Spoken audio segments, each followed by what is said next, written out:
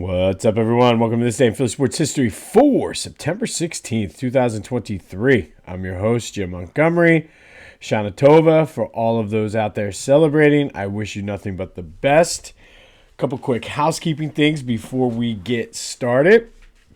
New Back to the Future was posted this week. I had a sit down with Ken Avalon, the president and one of the co-founders of the Philadelphia Sports Hall of Fame. It's available on YouTube and wherever you get your podcast. This is the 20th induction class, so it's kind of a big deal for them. They've been doing a lot of things related to the 20th class, as well as they now have 20 different sports that they have representatives inducted in. So it's a big deal for them. We talk about the selection process, sort of where they are as an organization, and then a little bit about how you can get involved, how you can help, how you can attend this year's ceremony. I'm going to be making every effort I can to get there myself. So check that out. Back to the Future, wherever you get your podcasts, it's Back to the Future with a PH. All right, before we get into the Phils, let's quick Eagles update. Some bad news on the Avonte Maddox front. He's likely out for the year. I know he's seeking a second opinion, tore his pec. It's going to be a big blow for that secondary. I'm confident with the guys they have, but knowing the track record, I would not be the least bit surprised if Howie makes a move. They've been linked to Budda Baker all offseason anyway, so I would go and definitely be kicking the tires over there with our old pal Gannon. So we'll see. A tough break too, because it looked like he hurt it tackling, and I know it's one of those injuries. It's very painful. So hopefully it's a speedy recovery for him, but a big loss for the Eagles. They do have 11 days. Or 11 games, or 11 days before the next game, because I said yesterday 10. I forgot that they play Monday Night Football coming up against Tampa. So at least they have that time to, which like I mentioned yesterday, I feel like they will get it straightened out. I would not be surprised. I've already started seeing on Twitter some things about Budda Baker, but I expect a move coming from Howie. Ordinarily, I would say we got a good stable of running backs. However, with Gainwell getting banged up and then Boston Scott leaving, I don't want to get too crazy with what we offer. Plus, Arizona has James Conner, so I don't know. That's why Howie gets paid the big bucks, and Howie is Howie. Be sure before, I know the Eagles played on Thursday night, but before tomorrow's games, check out my boys over at the Clashing Conferences podcast. It's basically a roundtable discussion with representatives from each of the teams from the NFC East with a sort of game show vibe. Definitely a lot of fun. And now that we're getting some games and they're able to base their opinions off of things, the banter and the trash talk is unbelievable, second to none. So go check them out. Clashing Conferences podcast, available on YouTube and wherever you get your podcasts. All right, so the Phillies. Lots to take away from this game. First of all, they won 5-4. Good win. Coupled with the Cubs loss and how some of the other things shook out, they now currently have a 4-game lead still in the playoffs, as well as now 2.5 for that first wild card. I mentioned earlier in the week, and I never updated, but currently their magic number for making the playoffs stands at 11. For the number one wild card is 13. So good to have the Cardinals right now on the schedule, but they need to come out and play consistent, which leads me into my next point. First of all, Nola, I don't know what is wrong with Nola. Like, I really can't figure it out. And it's starting to get concerning because none of the other guys, other than Sanchez, has really been showing me anything consistently. But we have a few weeks to figure that out. But not being able to get out of the fifth inning is kind of, I don't know. And I mean, I get it. He's struggling with something, but you gotta get that fixed. And then the other thing is just the errors. Like defensively, they're sloppy. And we know they're not a good defensive team anyway. We knew that going into the season, but just some of the things that happen and their inability sometimes to just make easy plays or to making bonehead sort of throws and decisions and things like that. It's not as pitching. Obviously, hitting and pitching are way more important, but it's still a part of the game that, man, you got to clean it up a little bit. We know you're not going to be out there with, like, you don't have Gold Glovers in your lineup other than possibly JT, but man, like, just the consistency, and if we could turn a double play once in a while, that would be great too. And for some reason we can't turn double plays, but we sure as hell hit into a bunch of them. So I don't know. Harper was fired up, so I look for him to come back with a big game today. Pissed off at a strikeout through his bat. Probably not the most sportsmanship thing to do. If you got kids out there watching, take a lot from Bryce Harper. Don't take that. But the umpire, I think, was a little overzealous with pulling him or giving him the toss there. But good win. They increased the lead all overall, dropped that magic number down. So we will continue to monitor the situation. Nola, I don't know. I'm going to see my boy Ranger come out and pitch well today. He's been okay. He's been kind of having the little league innings happen to him, which happens when you have a team that is as bad defensively as the Phillies, but back in action today. All right, more Phillies coverage. Go to 2008 Phils. Link is in the description. They have the world's biggest Phillies email newsletter, currently offering this day in Philly sports history subscribers 75% off of a subscription. All the details you need are down there. You get access to everything they have on their site. The 2008 t-shirt. 2008 Phils will follow your Twitter account, and you get access to giveaways, tickets, autographs, those types of things. So go check them out. It's $2 a month, $20 for the year. Everything you need is in the description.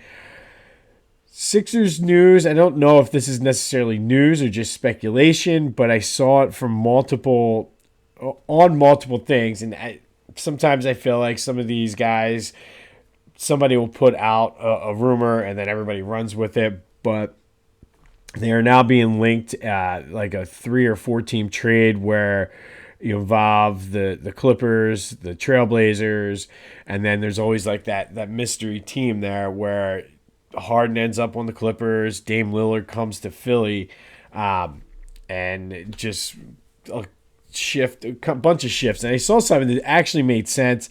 And I think if you believe that Joel Embiid is the guy that's going to lead us to the championship as the Sixers organization, Maxey is one of the key pieces in there. So you build a team around Dame and Joel and see what they can do. I don't know. Again, it's just rumors, but we're getting close enough that we're going to start seeing a lot more of this. And finally, the Union are back in action tonight after almost 2 weeks since their last game against the Red Bulls. They're at home at Subaru Park taking on Cincinnati, looking to continue their playoff push as their season is winding down. All right, going back to 1960 today. And on this day, September 16th, 1960, much like last week, it was the Phillies losing to the Braves. This time it was 4-0. For the Braves, Hall of Fame pitcher Warren Spahn picked up his 20th win by no-hitting the Phillies. Yes, the Phillies were no-hit on this day back in 1916. Warren Spahn was 39 years old, who became the oldest pitcher to throw a no-hitter at that time. Now Nolan Ryan has that distinction at 44. It was the second time in less than a month that the Phillies were no-hit by the Braves. They were also no-hit on August 18th, but it wasn't Warren Spahn. It's not the shortest amount of time in between teams getting no-hit, though. Back in 1917, the White Sox were no-hit, came back to play a doubleheader the next day, got a hit in the first one, and then were no-hit in the second game of the doubleheader.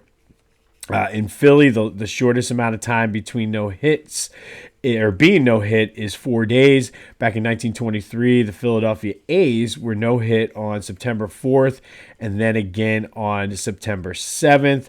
For those also keeping track at home, the Phillies are the team that has been no-hit the most with 21. But on this day, it was Warren Spahn of the Braves no-hitting the Phillies in 1960. Phillies lost this one 4-0. It was the second time in less than a month that they were no-hit by the Braves. You know who won't no-hit you?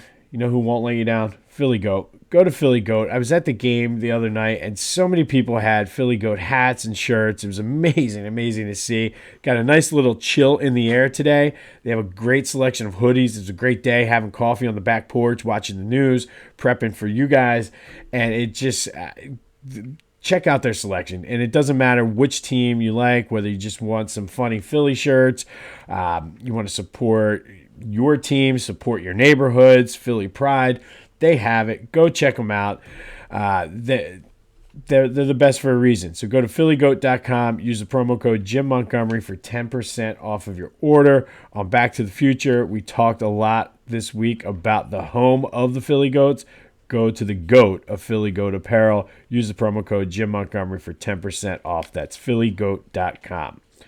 All right, time for Who Wore It Best. And this one got a lot of interaction with this one. And I guess first and foremost, there's a ton of outrage that I did not include David Akers on the list to be voted on. And yes, it's probably a kicker bias. Yes, he's the leading scorer in Eagles history. But a lot of those same people that were outraged that I did not put, I had at least 5 people reach out about Akers. Those people that were outraged also said, well, I wouldn't have voted for him, though, anyway. So I stand by my decision. But when the votes were tallied, it was a rout. I thought Mark Howell would have gotten way more love, especially the way these votes have gone. A lot of Flyers love out there throughout the month of September for who wore it best. But Moses just ran away with it. 83% of you said Moses Malone wore it best, number 2 for our Philly sports teams. And so Moses Malone, winner of number 2. All right, today we are going to go to number 4. I think I got a little confused right there. But number 4, currently only one number 4 in Philly, and that's Jake Elliott, who might be breathing down David Akers' neck pretty soon. So other notable number 4s, Kevin Cobb, the one-time would-be heir apparent to Donovan McNabb. Jimmy Fox, legendary Philadelphia A's player. Jimmy Fox wore number 4 his 1 year in Philly. I probably, as I'm thinking about this now, I should have probably checked to see what he wore for the A's, but he did wear it 1 year for the Phils. David Bell, Eric Bruntlett, one of the unsung pieces from the 2008 World Series Championship. Scott Kingery, not Clifford Robinson. Remember, we had the wrong Cliff Robinson in Philly, wore number 4. Sharon Wright, one of the poster children of the failures of the late 90 or mid 90s Sixers. Pepe Sanchez, Chris Webber, Nerlens Noel, and Keith Van Horn, who were poster childs of the post 2000-2001 Sixers failures. But today we have 3 guys, and I'm anxious to see how this one goes. First, we have Lenny Dykstra, nails number 4 for the Phillies, played 8 seasons, 3-time All-Star, won a Silver Slugger. Everybody knows just what happened in 93. If you can kind of take out what he's done post-playing career, you'll probably be doing yourself a favor. We have next one up is Dolph Schayes, 1955 champion for the Syracuse Nationals. Played a couple seasons when they moved from Syracuse to Philly, and then also coached the Sixers right before they won the championship. So he was there with some of those guys from the 66-67 team. And finally for the Flyers, Barry Ashby, Stanley Cup champion as a player, had a devastating eye injury that forced him to be a coach. So he won a Stanley Cup with the Flyers as a player, one as a coach. Unfortunately, he contracted leukemia and died shortly after that second Stanley Cup. Only played 5 years in Philly, but they retired his number, I think partly because of the tragic nature of his death. Not too far off from where Jerome Brown would have been. He was good, so could have been good, so who knows. But Barry Ashby's number 4 hangs in the rafters at the Wells Fargo Center, along with Dolph Schayes' number 4, who was retired in 2016 by the Sixers. So you tell me, is it Lenny? Is it Dolph Schayes? Is it Barry ashby? Time to do your thing, folks. Let me know who wore number 4 best. And please, please, please do not tell me that it was Chris Webber. Thank you. All right, on this day, back in 1960, Phil's got no hit for the second time in a month by the Braves. Phil's looking to increase that lead and whittle away that magic number tonight in St. Louis. Our boy Ranger Suarez is on the mound, one of my favorites. Be sure to check out our buddies over the Clashing Conferences podcast. Check out me on Back to the Future with my sit-down with the Philadelphia Sports Hall of Fame, Ken Avalon. He's the president and co-founder. We had a good talk about just everything Philadelphia Sports Hall of Fame. So be sure to check that out. Like and subscribe wherever you're getting this or listening to that, as well as Back to the Future. Helps us out, helps us grow things. I have so many good things lined up that I want to try out, but to stay in the loop, like and subscribe. It's going to be a beautiful fall day, so get outside, go for a walk, listen to the podcast while you're walking, do something, get some exercise. But this has been This Day in Philly Sports History. I'm Jim Montgomery. Go have yourselves a Saturday, and until next time, I will see you when I see you.